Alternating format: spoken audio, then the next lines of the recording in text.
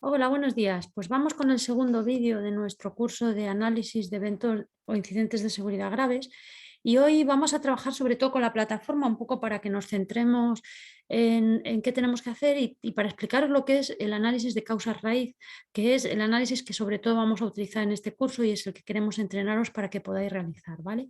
Entonces voy a compartir pantalla y os voy a dejar ver la plataforma que tenemos, la de formación continuada, para que os voy a ir explicando qué es lo que he ido metiendo. Vamos a ver, antes de nada disculpadme porque realmente faltaba por subir alguna cosa y estaban las cosas un poco en precario y en parte era porque yo pretendía ir guiándoos a través de las clases en streaming, aunque yo sé que es un curso online. Entonces, alguno de vosotros se ha quejado porque efectivamente esto es un curso online, entonces en teoría lo podéis hacer a vuestro ritmo sin necesidad de estar dependiendo de que yo en un momento dado haga una clase y suba un material determinado. La idea era facilitar que pudierais hacer un análisis de causas raíz un poco cronológicamente igual a cómo se hace. De esta manera yo tenía que ir secuenciando la información que os daba, ¿no? De igual manera que en situación normal, pues empiezas mirando primero la notificación, luego entrevistas normalmente, si es posible, al notificante, te da el número de historia, revisar la historia, después de revisar la historia haces una reunión, después de hacer una reunión y tomar notas, durante la reunión hacia el final decides qué cosas se pueden hacer para mejorar y que esto no vuelva a ocurrir y después de eso planteas ya las acciones de mejora que se deben implementar. Eso ocurre de manera secuencial y mi intención era reproducir esto en el curso. Estoy segura que existe alguna forma de hacerlo en el Moodle para que vaya activando unas actividades u otras, pero todavía no he sido capaz de encontrarlo. Y esa es la segunda parte por la que os quería pedir perdón. Es el primer año que trasladamos nuestros cursos, que normalmente eran presenciales, al formato online, que tiene sus ventajas, aunque también tiene sus inconvenientes. Y yo sigo prefiriendo el formato presencial en cuanto a dar la clase, en cuanto a la capacidad de llegar a personas, pues no, es mucho mejor online. Y estoy pagando la novatada. El Moodle sí lo había utilizado en algún momento y es relativamente fácil de usar, pero aún así estoy pagando la novatada totalmente, ¿vale? Y después es que, bueno, desde que yo solicité estos cursos que me parecen muy importantes hasta que me he podido poner con ellos, pues han surgido una serie de cambios en la unidad de calidad que hace que yo ahora mismo tenga que asumir todo el trabajo que llevábamos dos personas, siendo la nueva coordinadora de calidad en funciones, porque mi jefe se jubiló y estoy sola. Entonces, bueno, no he conseguido llegar a todo a la velocidad o con el cariño que yo hubiese deseado, pero sí me pareció que era importante no cancelar el curso y continuar con él, porque me parece que es importante dar esta formación y por eso lo estoy intentando sacar con todos los problemas que esto puede haber supuesto, ¿vale?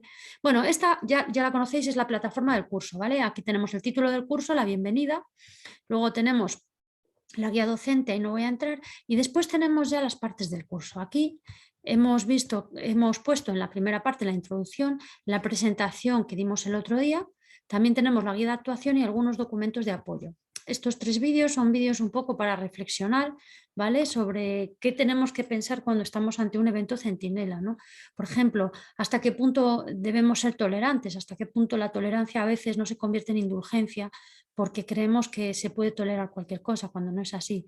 Y hasta qué punto hemos perdido el norte, esto nos lo dice Gawande, el doctor Gawande, que es el creador un poco del listado de verificación quirúrgica, ¿no? Y nos habla un poco de hasta qué punto la medicina ha perdido el norte en sus objetivos, ¿no?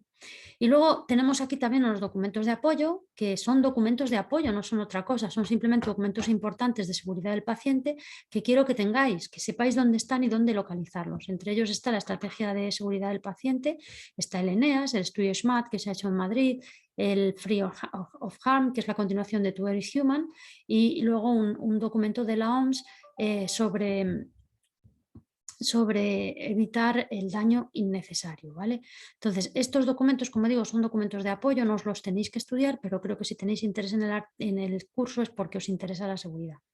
El que sí me parece interesante, especialmente a aquellos que sois del 12 es que veáis nuestra guía de actuación en caso de eventos centinela, ¿vale?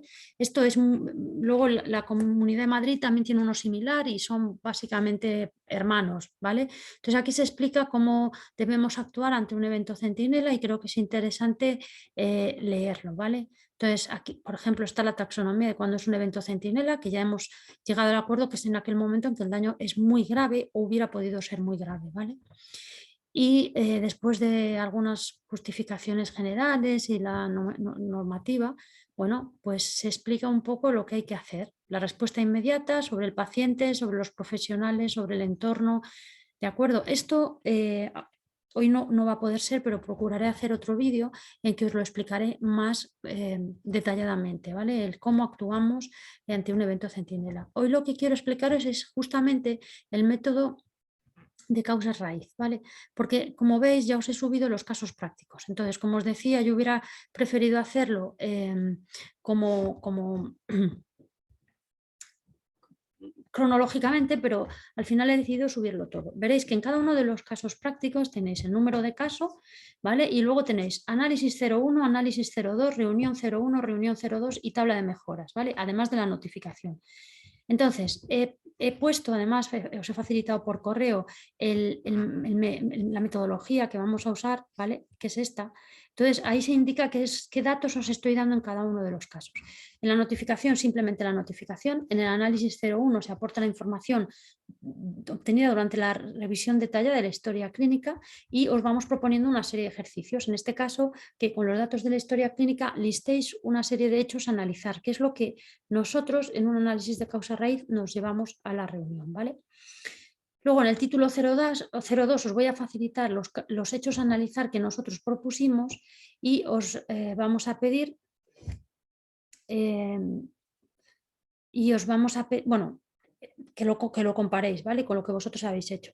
Entonces, en la reunión 01, en el siguiente documento, lo que os aportamos es la información adicional que sacamos de la reunión y os pedimos que de esos hechos a analizar, que podéis conservar los vuestros, ¿eh? Si alguno es distinto al que nosotros hemos propuesto, lo podéis conservar, no tenéis por qué borrarlo.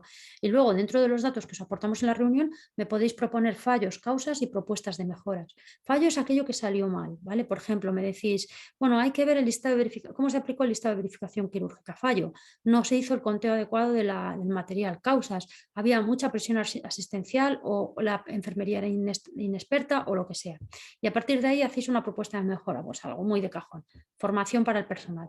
Luego, en la reunión 02 vamos a daros ya los hechos a analizar con sus fallos, causas y todo esto, y os vamos a pedir que de esos hechos derivéis las medidas de mejora, ¿vale? Esto es sencillo porque en el análisis de factores, o sea, cuando analizas los hechos a analizar, hay un apartado que es propuestas de mejora, pero ya os vamos a pedir que nos defináis un plazo y una verificación, y en la medida que podáis un responsable, sin llegar, por supuesto, a nombres, pero por ejemplo, jefe de servicio médico, jefe de servicio de farmacia, lo que sea, ¿vale? Y por último, nosotros os aportamos en el último documento, pues la tabla de mejoras, ¿vale? Esto es como debéis hacer los ejercicios. Eso quiere decir que cuando os pongáis a hacer los ejercicios, cuando entréis aquí, en cada uno de los casos, si os vais a la tabla de mejoras, no porque solamente la tabla de mejoras, pero si os vais a reunión 02, vais a tener resuelto el caso. Entonces, lo suyo es que no lo hagáis, lo suyo es que vayáis visitando los documentos uno a uno y vayáis resolviendo los ejercicios. Yo no tengo forma de saber cómo lo habéis hecho, pero creo que si os interesa la seguridad del paciente, intentaréis hacerlo así, ¿vale?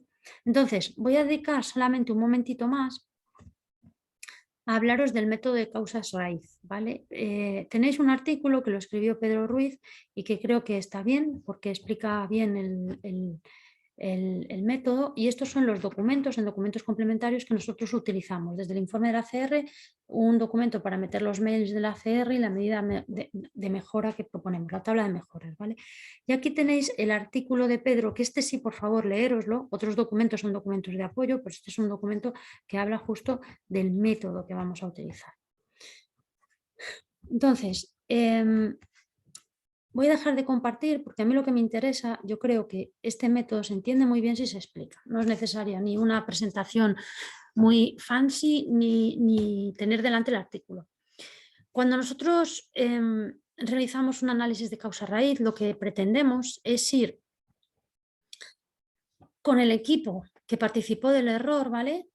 Revisitando qué hicimos, paso a paso, desde que empezó el paciente llegó hasta que se produjo el error y un tiempo después de que se produjera el error, incluso podemos analizar cómo reaccionamos. Es interesante saber, por ejemplo, en la reunión de análisis causa-raíz, si se informó a la familia y al paciente, en caso de que no haya fallecido, de que se había producido un error, si se informó y cómo se hizo, ¿vale? Entonces, desde el principio, con todas las personas que participaron, vamos dirigiendo el proceso, proceso que se realizó. Pues el paciente llegó, lo recibimos pues no sé, en el TAC, después entró en el TAC, después le hicimos la prueba, después de la prueba lo cogió el celador lo llevó de nuevo a su habitación, en la habitación lo recibió la enfermera, lo que sea, ¿vale? Y ahí vemos, por ejemplo, el celador sube a planta para recoger al paciente, para llevarlo al TAC, pero pregunta solamente por número de habitación, no pregunta por el nombre y apellidos del paciente y fecha de nacimiento. Ahí hemos detectado ya algo que no se hizo correctamente, ¿vale? Porque incumplió el protocolo de identificación inequívoca del paciente. Entonces, por ahí tenemos un fallo y tenemos una barrera que no funcionó, el protocolo, si es que lo tenemos, como es nuestro caso, ¿vale? Entonces, todo esto lo vamos estudiando con la gente que estuvo para que nos pueda corregir, y para eso usamos nuestro informe inicial de historia clínica electrónica, que os he comentado que hacemos. Y los tenéis. Yo lo que he hecho es anonimizar los informes de historia clínica electrónica para que no haya datos ni de profesionales, ni de pacientes, ni números de historia, ni nada. Veréis que todos los números son 999, 888, 111, ¿vale? Pero ahí están los datos fundamentales. Los organizamos cronológicamente, ¿vale? Y entonces, mira, os voy a enseñar, sí, os voy a enseñar, qué tontería, os voy a enseñar uno de los casos, pero solamente la parte inicial, la parte que tenemos de revisión de la historia clínica. ¿Vale? Entonces, si entramos, por ejemplo, en los casos prácticos, en vez de ir al 1 voy a ir a otro, ¿vale? Veréis el 4, venga. Simplemente el primero es la notificación, y lo que veis es un PDF. Y entonces veis el número de ACR, el número de análisis de causas raíz. Causas raíz porque buscamos más de una causa, siempre la hay, ¿vale?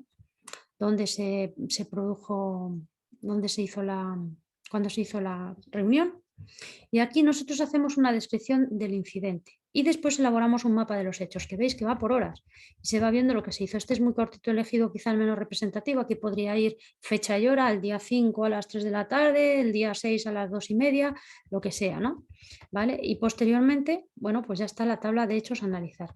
Pero este mapa cronológico de los hechos lo que nos permite es... voy a buscar otro porque este es muy, muy, muy pobre. Lo que nos permite es ir visitando lo que sucedió poco a poco, ir localizando los fallos, ¿vale? Entonces, aquí vamos, ves, este es mucho más rico, veis una fecha, aquí no sabemos la hora, porque no lo hemos sacado de la historia clínica, aquí sí aparece la hora y nos va diciendo qué es lo que va sucediendo en los distintos momentos, de manera que con ellos podemos repasar qué es lo que pasó. Y no solamente qué es lo que pasó que se hizo mal, sino también en qué situación estaba. Pues mira, yo...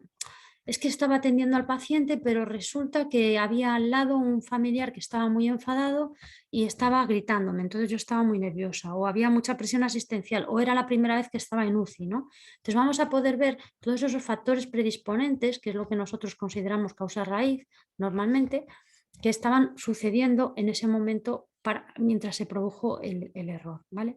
Entonces, para imitar esto, mimetizar esto, lo que hicimos, lo que hemos diseñado son esa serie de documentos. Lo que os pedimos, que os leáis la documentación, especialmente el protocolo de la guía de actuación ante un evento centinela y el artículo de Pedro sobre el análisis de causas raíz, ¿vale? También hay una serie de vídeos que yo creo que es interesante que veáis, sobre todo porque os dan una idea. Entonces, hoy tampoco os quería dar mucha más información, porque creo que ahora es el momento en que empecéis a trabajar en el análisis de causa raíz del caso que decidáis, ¿vale? Hay 6 casos, son 6 de los casos más típicos, ¿vale? Y yo os voy a pedir que hagáis uno para pasar el curso, ¿vale? Tenéis que analizar un caso y me tenéis que ir respondiendo a las preguntas que os voy dando, ¿vale? Si no, esperad que os voy a enseñar otra cosa, porque he creado un documento para que me vayáis entregando los ejercicios, ¿vale? A ver, siento el mareo, es que... Vale. El temporizador tengo que hacer ha finalizado. Muy bien. Vamos a ver, incidentes graves. Entonces, bien. Aquí en el método, en los casos prácticos, perdón.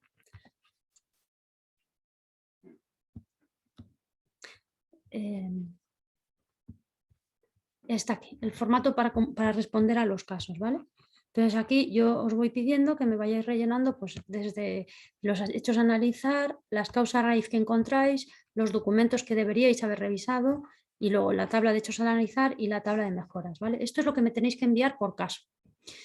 ¿De acuerdo? Y luego deciros que podéis hacer más de un caso. De hecho, es recomendable que hagáis por lo menos 2.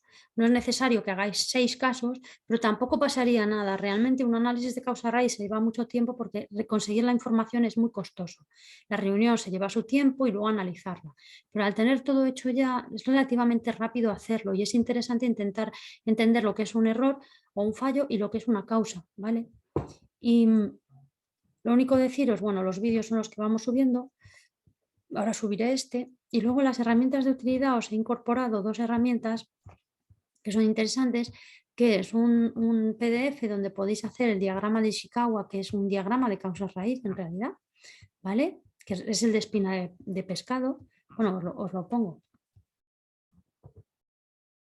¿Vale? Entonces aquí vosotros ya tenéis clasificadas las causas raíz que habéis analizado desde factores organizativos, por ejemplo, que no esté bien definidas las responsabilidades de los distintos roles profesionales relacionados con equipamiento, que un respirador falle y a pesar de haber sido dicho a mantenimiento que estaba fallando el respirador, no se le hace caso, no se retira y el respirador se utiliza para otro paciente. Factores del paciente, pues pacientes complejos, pacientes que no te dan toda la información, a lo mejor necesitábamos saber un dato del paciente que estaba en una prueba anterior y la familia no nos la facilita, ¿no?